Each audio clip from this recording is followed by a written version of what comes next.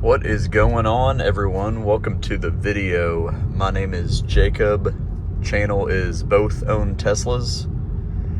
I've had a couple people leave some comments on prior videos, just kind of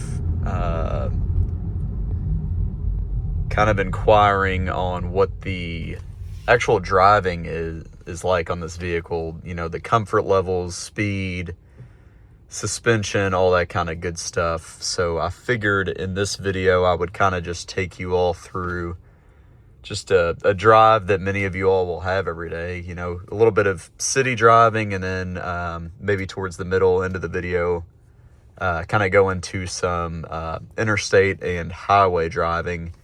Just kind of walk you all through some of the things that I like and don't like about the driving of this vehicle. A little foreshadowing here. It's going to be about 98% likes. Comfort driving of this vehicle is absolutely incredible. So kind of, just starting out in a downtown environment here. You know, a lot of stops, lights, all that kind of good stuff. It's worth noting that I am on chill mode and typically do always drive on chill mode unless, you know, I'm trying to just test out that 0 to 60 speed. I'm generally always in chill mode. So that definitely will dampen the suspension a little bit and give it a little more forgiveness. But as you can see, there's a lot of bumps in this area that I'm going through, and the suspension on this vehicle handles much better than my wife's Model Y. Her Model Y is a 2021, so kind of before they had that huge suspension enhancement. So definitely better suspension here. It is worth noting on this vehicle there are a bunch of different suspension settings that you don't get on the Model Y3. So as you can see, suspension here, I'm usually in auto, but that usually defaults to comfort for the suspension, which I really prefer. And then there's a setting here to use comfort damping and autopilot, which I do tend to use as well.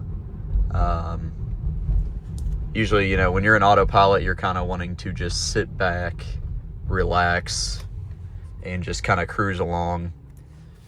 One thing I'll note as we came to that red light here is just how fantastic the braking is. As is the case for most electric cars, the regenerative braking is incredible. It really prevents you from really ever having to put your foot on the actual brake pedal. If you just let off the gas, the car will slow down, which is really awesome. Not only convenient for the driver, less fatigue, but, you know, better for your brakes as well. I've seen some of these brakes and some of the Teslas go 300,000 miles without having to be replaced, which is awesome, and yet another cost savings. So you can see whenever that bump there, but just being able to just kind of swerve in and out of traffic, even on chill mode, is just really something that you take for granted, honestly. After having this vehicle for a while, you just kind of whip through traffic. Merging's no problem. As you can see, ton of bumps on this interstate here. And like I said, it's not anything harsh like you would find in most cars. My old vehicle was a 2019 F-150, and this, I think the suspension on that was much worse than this vehicle. Like I said, this obviously has the more expensive, you know, adaptive Raven suspension, but yeah, it's truly incredible driving this vehicle. You can tell it's top of the line quality vehicle. As you can see here, this is also blind spot monitoring cameras. Kind of shows you what's going on in each lane around you. You know, if you were to try to merge, it would light up the vehicle in the other lane red, letting you know that it's not safe to merge and there is someone in your blind spot. Other thing I'll comment on is just kind of the cabin noise. So, you know, with this being an EV, you have no engine noise, obviously. So naturally, you know, cabin noise is going to be worse on this vehicle. There's just no getting around it. They've done a good job and are continuing to do better with sound dampening. One thing I've noticed in this vehicle is it's not so much the cabin noise, it's more so the wind noise. If it's very windy or if you're going, you know, 60 miles per hour or over, there's some definite wind noise coming from both of the front windows, kind of in this top corner area. I don't know if you can hear it on video, but it's definitely not the best when it comes to wind noise. But other than that, I don't think the noise is too bad. The tire noise isn't bad at all. I just have Pirelli tires on here, so no EV specific tires with the foam in it or anything, and the tire noise isn't too bad. Another thing worth noting and pertains directly to the driving of this vehicle is that I do have the 20-inch wheels and not the 22, so obviously you're going to have a more comfortable ride riding with the lower tires, the smaller tires.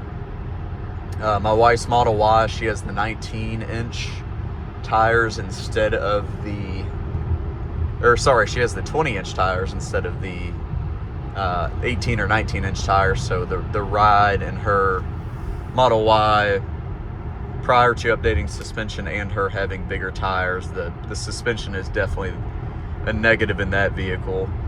If you want to see kind of a driving overview in that vehicle as far as comfort goes and the actual day-to-day driving of her Model Y, definitely let me know. I have some videos in the making of her vehicle as well. I know a lot of you want to see Model Y related content, so we'll definitely get that going for you all.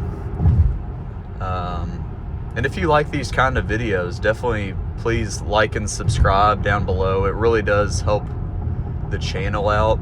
If you want to see my full video on likes and dislikes for this vehicle, the 2020 Tesla Model X Long Range Plus, I will have a link for that up in this corner, and I can also link it down below.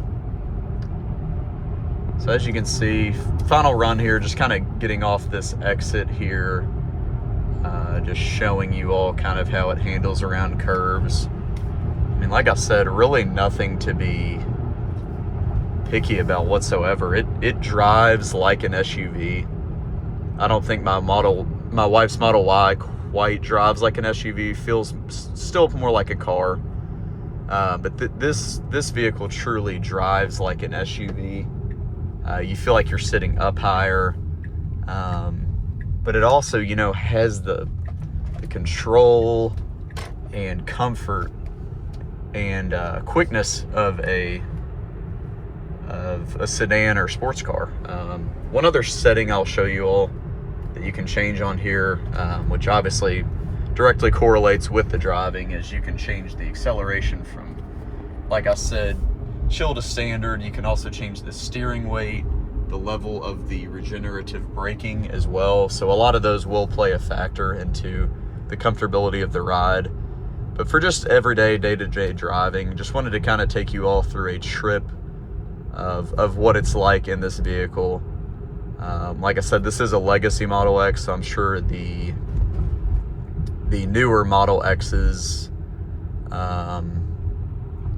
2022 and on, are probably even better than this vehicle. So again, guys, like I said, if you enjoyed this video, want to see more videos like this, please like and subscribe to the channel. It really does help out, and I will catch all of you all in the next one. Peace.